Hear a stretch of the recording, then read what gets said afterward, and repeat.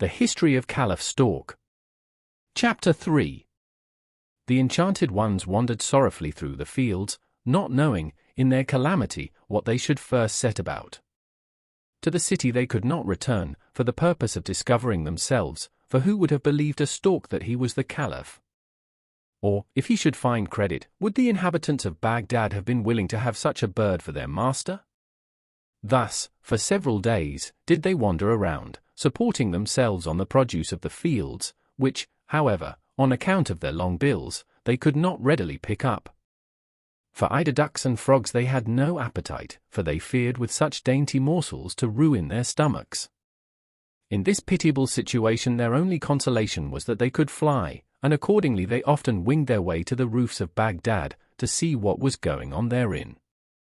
On the first day they observed great commotion and mourning in the streets, but on the fourth after their transformation, they lighted by chance upon the royal palace, from which they saw, in the street beneath, a splendid procession.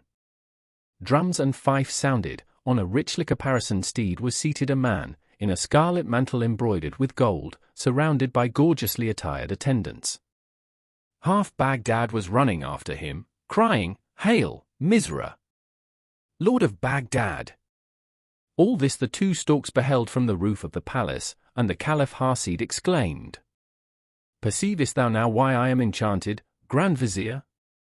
This Misra is the son of my deadly enemy, the mighty sorcerer Kashno, who, in an evil hour, vowed revenge against me. Still I do not abandon all hope. Come with me, thou faithful companion of my misery, we will go to the grave of the Prophet, perhaps in that holy spot the charm may be dissolved." They raised themselves from the roof of the palace, and flew in the direction of Medina.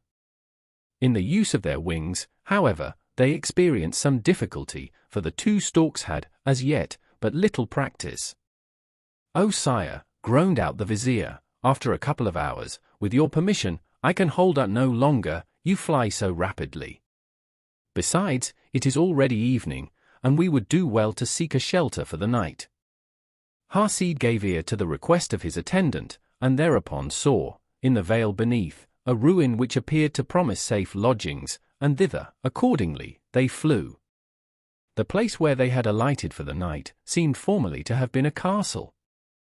Gorgeous columns projected from under the rubbish, and several chambers, which were still in a state of tolerable preservation, testified to the former magnificence of the mansion. Hasid and his companion went around through the corridor, to seek for themselves a dry resting place. Suddenly the storkmancer paused.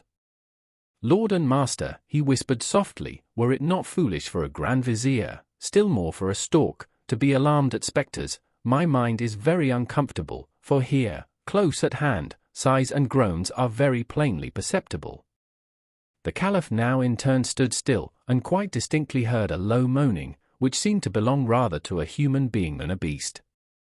Full of expectation, he essayed to proceed to the place whence the plaintive sounds issued, but the vizier, seizing him by the wing with his beak, entreated him fervently not to plunge them in new and unknown dangers. In vain! The Caliph, to whom a valiant heart beat beneath his stork wing, burst away with the loss of a feather, and hastened into a gloomy gallery. In a moment he reached a door, which seemed only on the latch, and out of which he heard distinct sighs, accompanied by a low moaning. He pushed the door open with his bill, but stood, chained by amazement, upon the threshold. In the ruinous apartment, which was now but dimly lighted through a grated window, he saw a huge screech owl sitting on the floor. Big tears rolled down from her large round eyes, and with ardent voice she sent her cries forth from her crooked bill. As soon, however, as she espied the Caliph and his vizier, who meanwhile had crept softly up behind, she raised a loud cry of joy. She neatly wiped away the tears with her brown-striped wing, and to the great astonishment of both, exclaimed, in good human Arabic, "Welcome to you, storks! You are to me a good omen of deliverance, for it was once prophesied to me that, through storks, a great piece of good fortune is to fall to my lot." When the Caliph recovered from his amazement, he bowed his long neck, brought his slender feet into an elegant position, and said, "Screech owl, after your words, I venture to believe that I see in you a companion in misfortune. But, alas!